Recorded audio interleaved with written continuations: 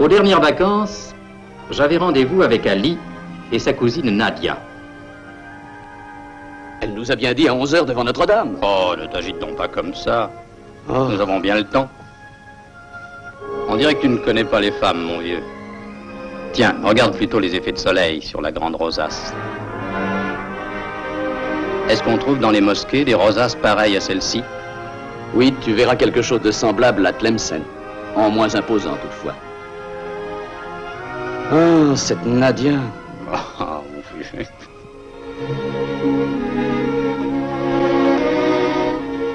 Ah, Tlemcen. Ah. Tu es comme une jeune épousée assise sur le lit nuptial. Ah, te voilà, toi. Mais c'est joli tout ça. De qui est-ce? D'un poète arabe, comme mon cousin originaire de Tlemcen. Tiens. Oui, eh bien, nous avons juste le temps d'aller prendre nos bagages.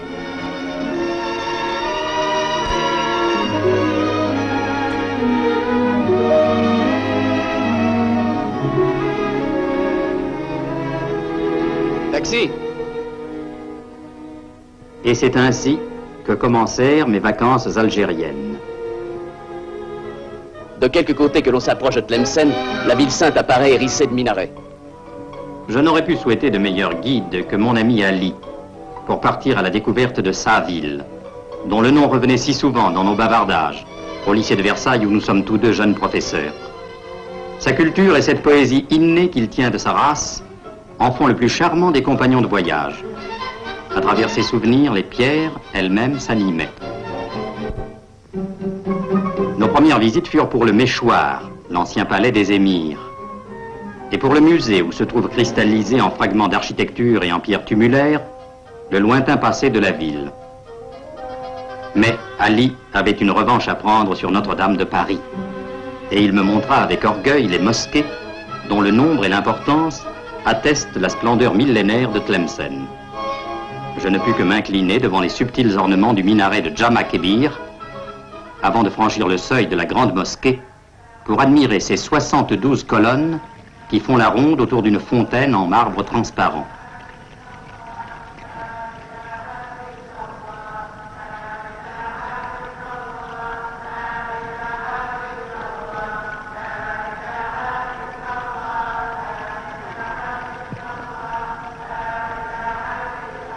Les vitraux de Notre-Dame et les mosaïques de Jama Kebir proclament une vérité qui est celle de toutes les grandes religions.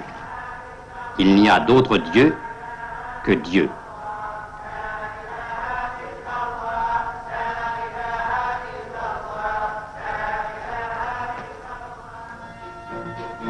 Ali tenait à accomplir en ma compagnie un autre pèlerinage. Que de fois il m'avait dit « Je t'emmènerai dans la Kissaria, c'est là que je suis né ». La Kissaria, c'est le domaine des marchands. Le quartier grouillant de vie qui rappelle que de tout temps, Tlemcen fut un des comptoirs les plus actifs de l'Algérie. Les artisans du cuir y sont légion. Je n'ignorais pas que le père d'Ali avait été l'un de ces habiles décorateurs de sel et de babouches dont la renommée n'est plus à faire.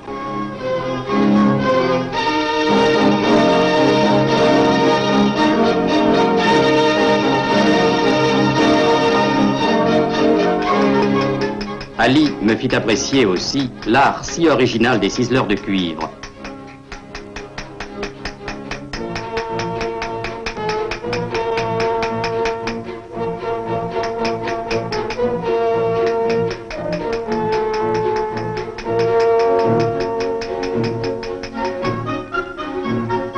La même patience et la même habileté se retrouvent dans une autre activité essentielle de Tlemcen, la fabrication des tapis.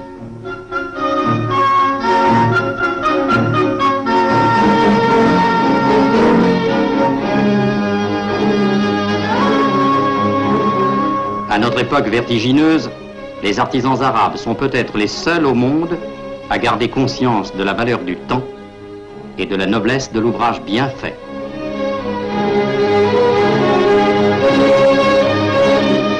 Il y a bien des façons de visiter une ville.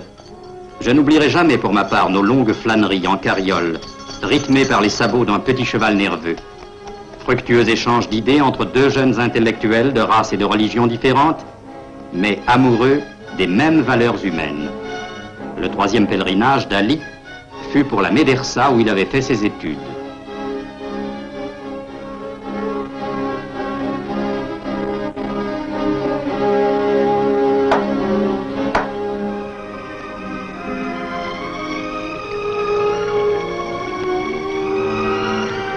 Les médersas tlemceniennes sont les mosquées du savoir, de la pensée, de la recherche désintéressée.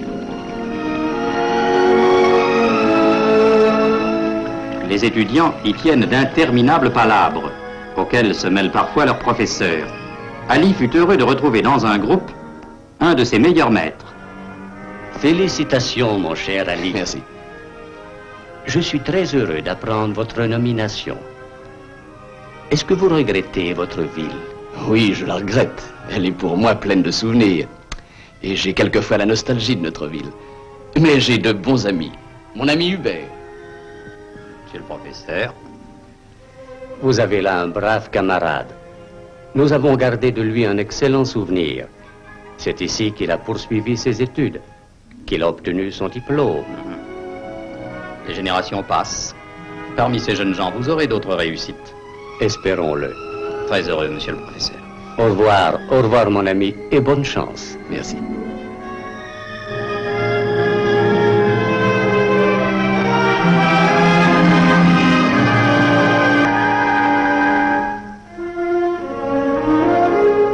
Et c'est alors que j'éprouvai un choc.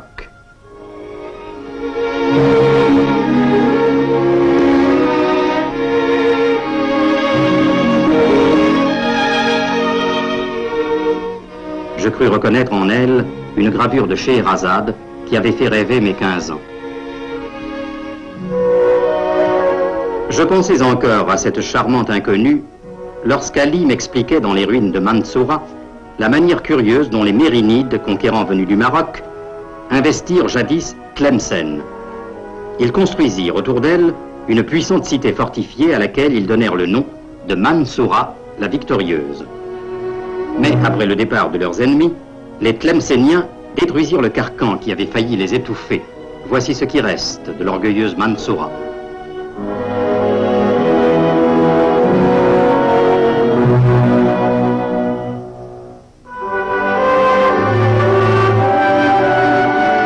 La tour de Mansoura ne manque pas de noblesse. Elle veille sur les riches jardins où s'égrènent les jours paisibles et laborieux du petit village qui a pris la place de Mansoura la victorieuse.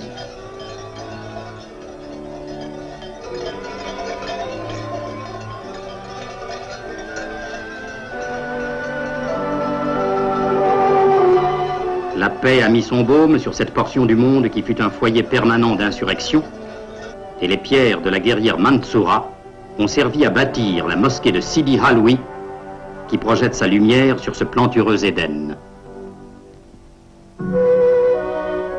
À Paris, tu m'as parlé plusieurs fois d'hommes sanctifiés. Mais oui, parce que Tlemcen est une terre sainte. La multitude de Koubas qui peuplent sa campagne le prouve. Et il me fit remarquer, ça et là, parmi les figuiers, les oliviers et les térébinthes, émergeant de l'anneau de verdure, ces curieux monuments, à la fois tombeaux et thébaïdes, qu'habitent les âmes des saints patrons de la ville.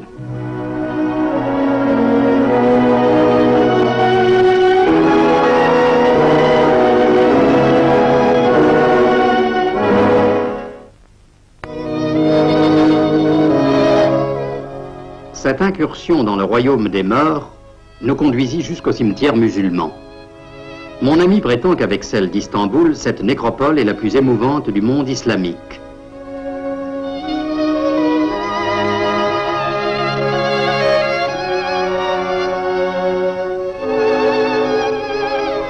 Ces inscriptions, pour moi indéchiffrables, que disent-elles? Je vais te traduire celle-ci. Ô passant, ne t'étonne pas de mon sort. Hier, je fus comme toi. Demain, tu seras comme moi.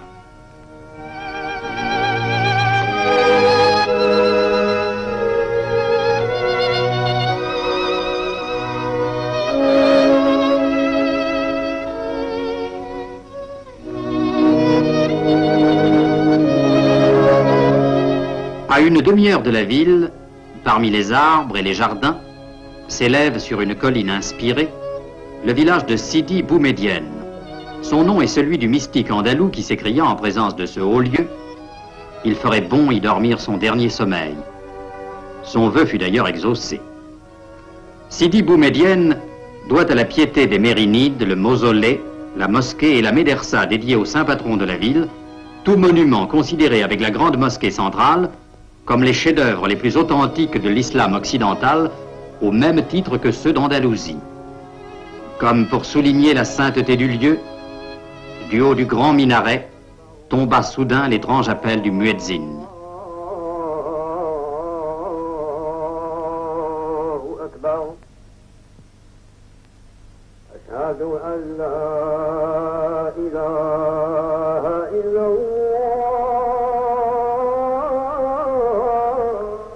Aujourd'hui, le culte de Sidi Bou Médienne rassemble la foule des croyants dans un hommage aussi fervent que pittoresque.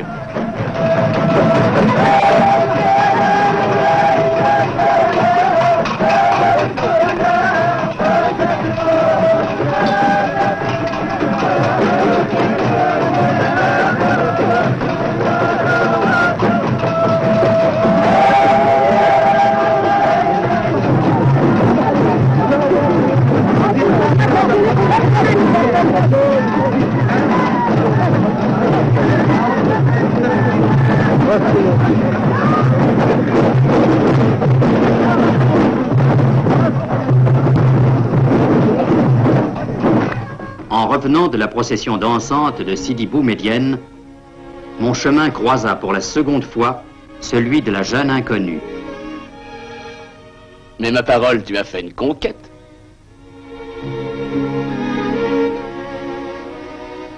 Je serais curieux de connaître cette femme-là. Je te le souhaite, mon vieux.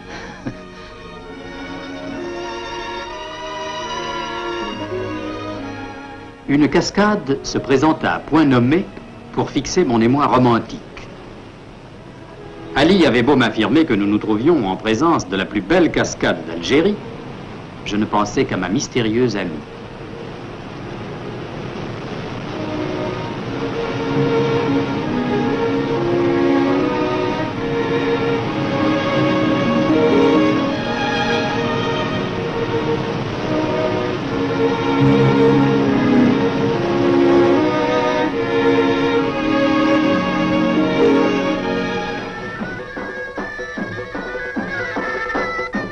Le spectacle qui se présenta à nous, un peu plus loin, n'était guère fait pour détourner le cours de mes pensées.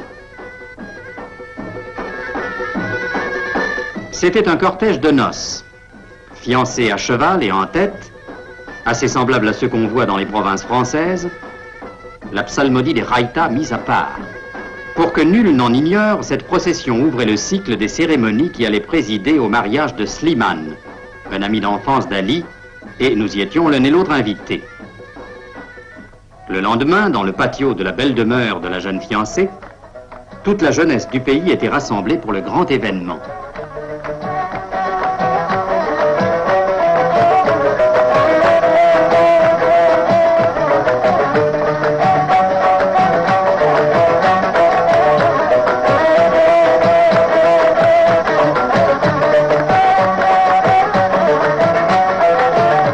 Seule, la fiancée ne participait pas à ce prélude de fête.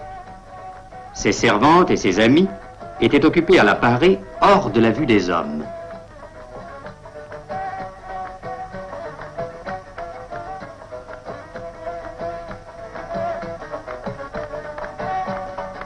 Elle était pleine de gravité dans ses atours de princesse des mille et une nuits.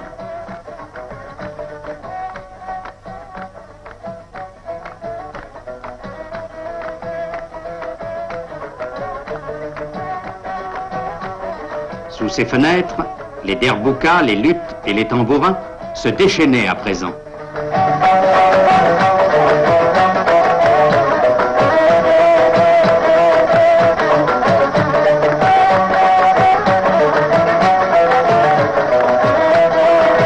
Parfois, la fiancée jetait un regard sur la fête à travers les grilles d'un moucharabier.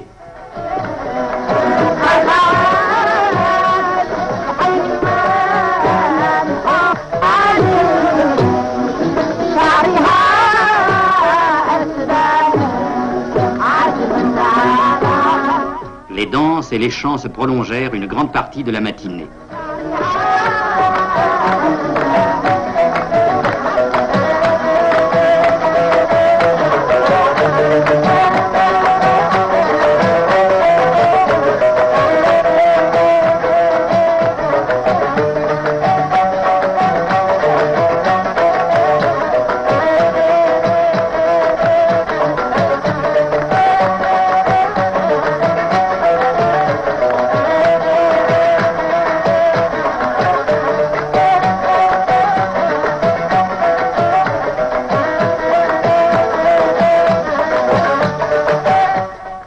quelle fête magnifique.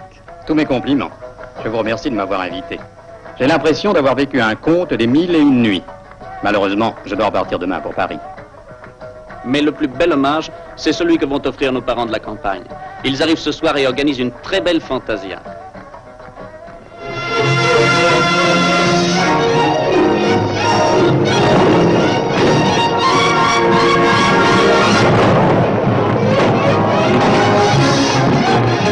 Une très belle fantasia. Slimane ne m'avait pas menti.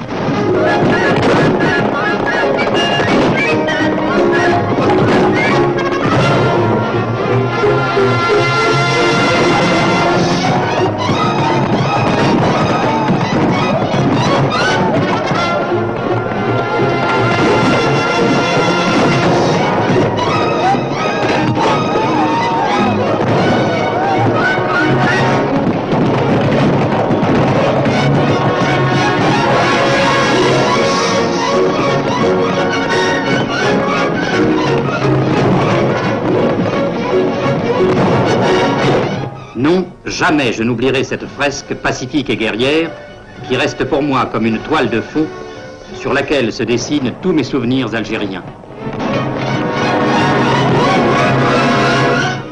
Mes vacances touchaient à leur terme. 1 heure avant mon départ, Ali m'avait proposé une dernière promenade vers une destination qu'il s'était obstinément refusé à me préciser. J'en avais naturellement déduit qu'il avait réservé le meilleur pour la fin.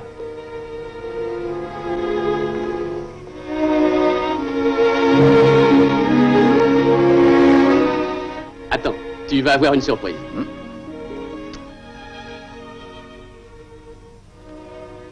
Bonjour Hubert. Devinez qui je suis. Ah, bien joué. J'aurais dû m'en douter.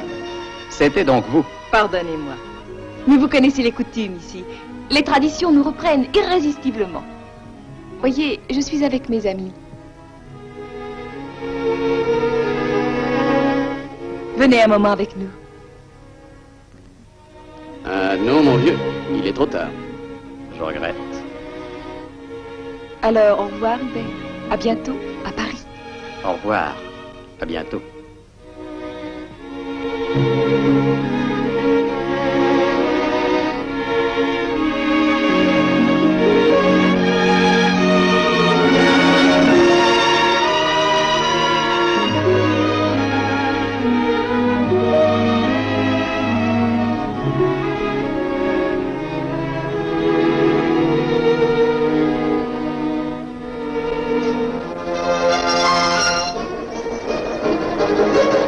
Le train qui me ramenait vers la côte avait des allures serpentines.